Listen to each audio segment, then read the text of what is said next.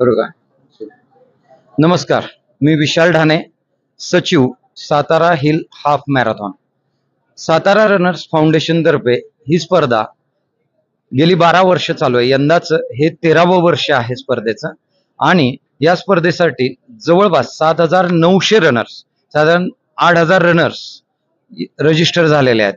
त्यातले बरेच रनर्स हे सातारा सोडून बाहेरच्या ठिकाणाहून येतात. साधारण 4,500-5,000 रनर आणि साताऱ्यातलेही 2,500-3,000 रनर्स असतात.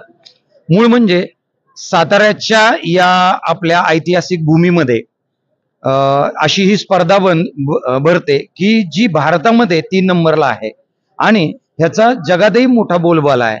तर अशा या स्पर्धेचे 2 वेळा गिनीज वर्ल्ड बुक मध्ये नाव आहे आणि ज्याच्यामुळे सातारा हे शहर जगाच्या नकाशावरती आणण्यात मोठी मदत झाली. ही स्पर्धा म्हणजे सातारकरांसाठी एक मंगल सोहळाच असतो आणि प्रत्येक सातारकर हा सोहळा आपल्या घरच्या कार्याप्रमाणे हा एन्जॉय करत असतो, साजरा करत असतो, त्याच्यात सहभागी होत असतो. या स्पर्धेसाठी येणारे जे धावक आहेत त्यांच्या अगदी राहण्या खाण्याची व्यवस्था सुद्धा अतिथी देवो भव या संकल्पनेतून काही जण होमस्टेच्या माध्यमातून करत असतात.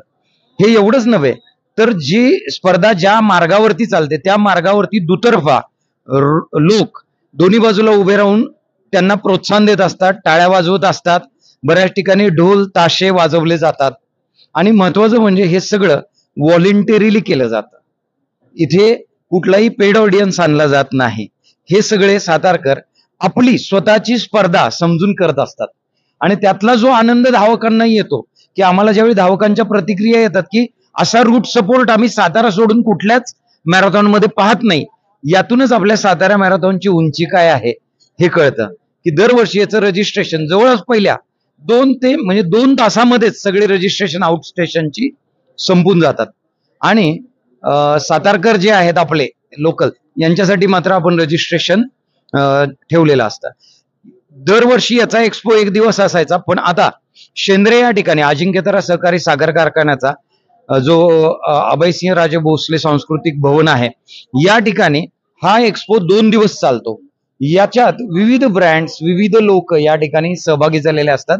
त्यांचे खूप सारे स्टॉल असतात, ज्या स्टॉलमध्ये बऱ्याच पदार्थांची विक्री होते. त्याचबरोबर सातारकरांना, खास सातारकरांना या ठिकाणी जे फूड स्टॉल आहेत हे आपण फ्री ऑफ कॉस्ट मध्ये उपलब्ध करून देतो की जे सातारकर व्यावसायिक आहेत ते फूड स्टॉल इथे येऊन लावतात. फ्री ऑफ कॉस्ट मध्ये त्यांना आपण ते उपलब्ध करून देतो. त्यांच्या पदार्थांची विक्री होते, त्यांना सुद्धा एक वेगळा प्लॅटफॉर्म मिळतो. असं सगळ्या गोष्टी या एक्सपो या मॅरेथॉन मधून होत असतात आणि बऱ्याच वेगवेगळ्या आपण म्हणूया एजन्सीज आहेत ज्यांना एक रोजगार उपलब्ध होतो या 3 दिवसामध्ये.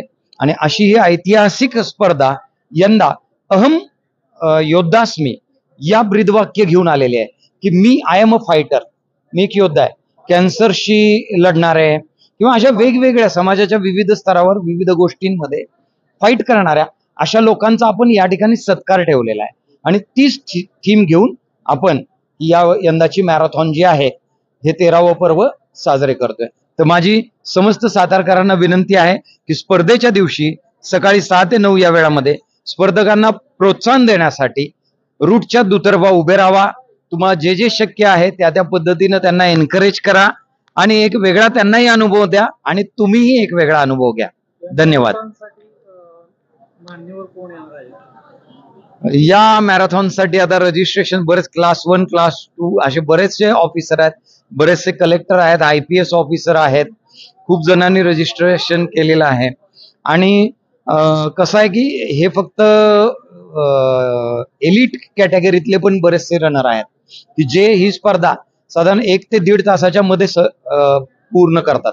अतिशय कठीण असा हा आपला रूट समजला जातो कारण याचं एलिव्हेशनच जवळपास 413 मीटरचं आहे.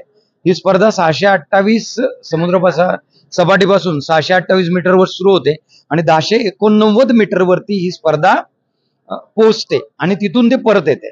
पोलीस परेड ग्राउंड पासून प्रकृतीच्या पुढच्या बाजूला 10.5 किलोमीटर आणि तिथून टर्न अराउंड असं 10.5 किलोमीटरचं हे अंतर धावक म्हणजे आपल्या महाराष्ट्रात आपल्या साताऱ्यासारख्या ठिकाणचे वाई जवळचे मांढरदेवीचे इथल्या धावकांनी 1 तास 7 मिनिटं 1 तास 8 मिनिटांमध्ये ही स्पर्धा पूर्ण केलेली आहे.